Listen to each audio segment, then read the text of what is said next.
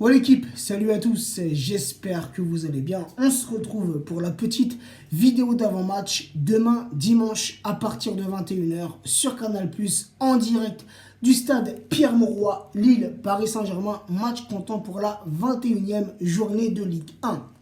Les 5 derniers matchs, toutes compétitions confondues entre ces deux clubs, 4 victoires parisiennes pour une victoire lilloise. Mais cette victoire, les amis, elle n'est pas si vieille. Rappelez-vous, c'était lors de la fin de saison dernière où pour nous, Parisiens, on était déjà champions.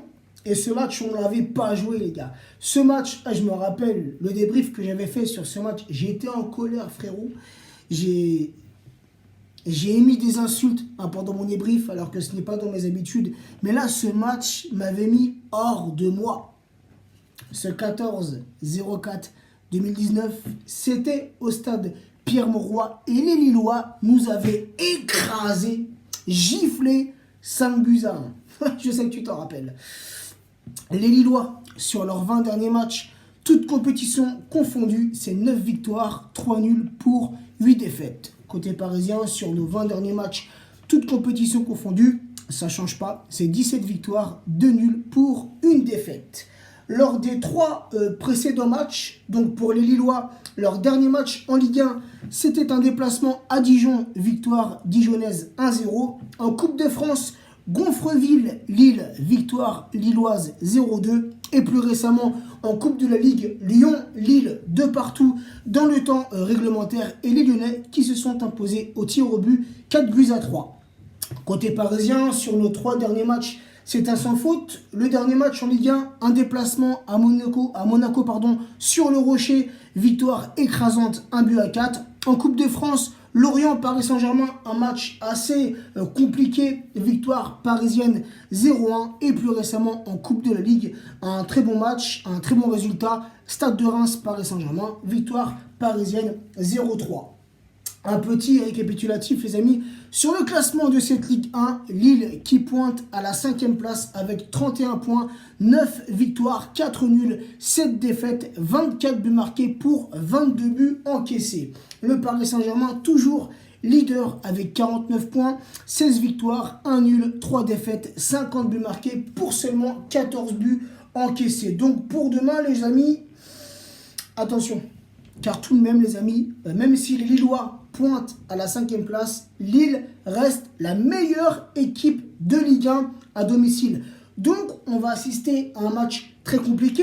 Comme l'a dit Thomas Tuchel, Lille, c'est une équipe qui a beaucoup de qualités offensives avec Icolé, qu'on connaît très bien, avec Osimhen, avec Bamba. On sait que ça va très vite. On sait que Osimhen, moi je l'ai découvert cette saison, les amis. Et franchement, c'est un attaquant complet. C'est un vrai buteur. Donc attention, demain, ce déplacement à Pierre-Mauroy. Mais bon, j'ai confiance en nos joueurs. Encore une fois, on est sur une bonne dynamique. Je fais que le répéter, mais il faut le dire, les amis. Franchement, en ce moment, on est en train de kiffer. Hormis ce petit 0-1 contre Lorient. Mais en général, depuis plusieurs semaines, c'est minimum 3 buts. Donc pour demain, les gars, faut balayer.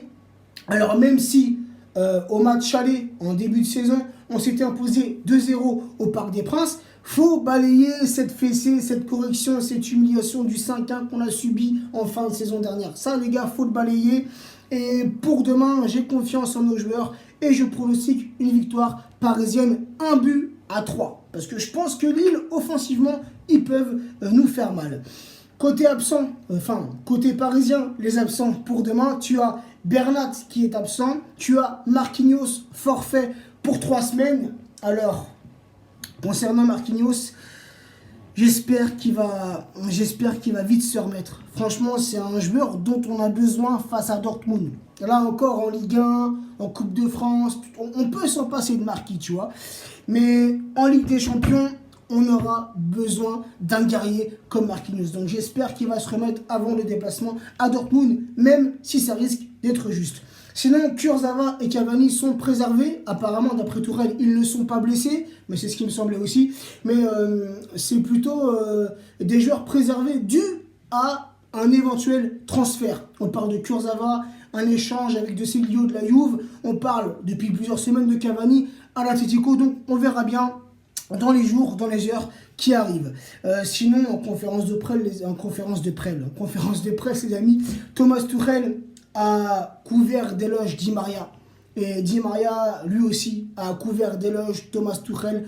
On voit que ces deux personnes s'entendent très bien. Thomas Tuchel est l'entraîneur qui a redonné confiance en Di Maria. Rappelez-vous de Di Maria sous l'ère Unai Emery. C'était 6 bons mois et 6 mauvais mois. Avec Thomas Tuchel, depuis 1 an et demi, André Di Maria, c'est le joueur parisien le plus utilisé. C'est un élément essentiel, Di Maria. Tu ne peux quasiment pas t'en passer. Alors bien évidemment, comme contre Reims, tu es obligé de le faire souffler. Ça reste un être humain, il ne peut pas enchaîner match sur match.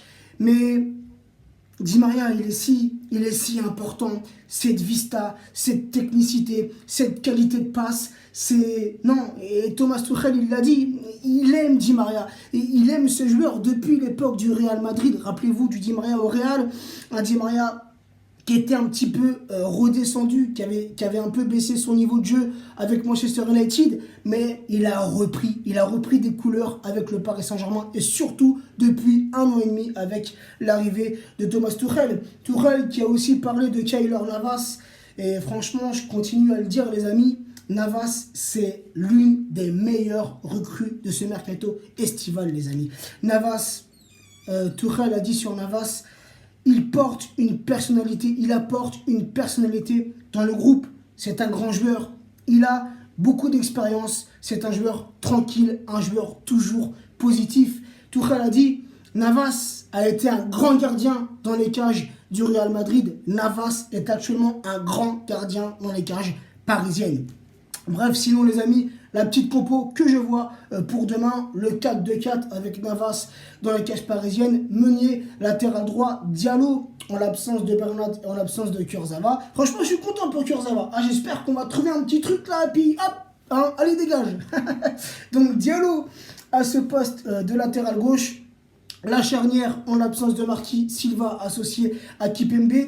Les deux milieux récupérateurs, j'associerai Verratti avec Paredes. On a besoin d'un joueur comme Paredes, qui ne cesse depuis quelques matchs de monter en puissance. Et j'aimerais le voir titulaire demain contre Lille. Et offensivement, les amis, les 4 fantastiques. Neymar, milieu gauche, Di Maria, milieu droit. Et nos 2 attaquants, Icardi associé à Mbappé. Sinon, les amis, pour terminer, je ne vais pas être plus long que ça, mais j'ai reçu beaucoup de messages concernant Haaland, le joueur de Dortmund.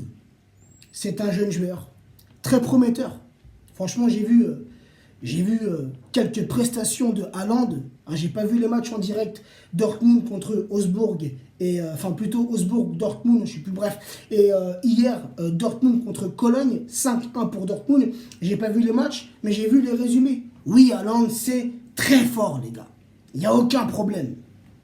Mais les amis, Haaland, c'est 5 buts sur 2 matchs. Il n'y a pas de problème. Faut les mettre.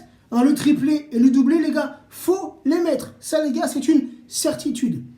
Mais les amis, Augsbourg, actuellement, si je ne me trompe pas, 10e de la Bundesliga avec 36 buts encaissés. Et Cologne, contre qui Dortmund a joué hier, ont écrasé Cologne 5-1. Cologne, ils sont 14e de la Bundesliga, les amis. Et ils sont, je crois, à 38 buts encaissés. Donc, les amis, faut pas flipper pour rien. Faut pas être là, Haaland, c'est un truc de fou. Oui, ok. Il est en pleine bourre. Il marque 5 buts sur 2 matchs. Il n'y a aucun problème. C'est tout à son honneur, les amis. Mais le Paris Saint-Germain, c'est pas la défense de Augsbourg. Le Paris Saint-Germain, c'est pas la défense de Cologne. Donc les gars, tranquille. Moi, personnellement, j'ai aucune inquiétude. Même s'il faut rester prudent, méfiant, faut rester sur nos gardes. Dortmund, c'est une grosse équipe, une grande équipe européenne. Ça, je ne dirai jamais le contraire. Mais les gars, tranquille. Ça ne sert à rien de commencer à claquer des fesses. Bref, les amis, je ferme la parenthèse. Sur ce, prenez soin de vous, prenez soin des vôtres et à très vite. Ciao l'équipe. Les amis, juste pour revenir sur le classement actuel de la Bundesliga. Donc, Augsbourg ne sont pas 10e, mais 12e avec 38 buts encaissés. Et Cologne, juste derrière, à la 13e place, avec aussi 38 buts encaissés. Donc, les amis, ça ne sert à rien de claquer des fesses. Ciao.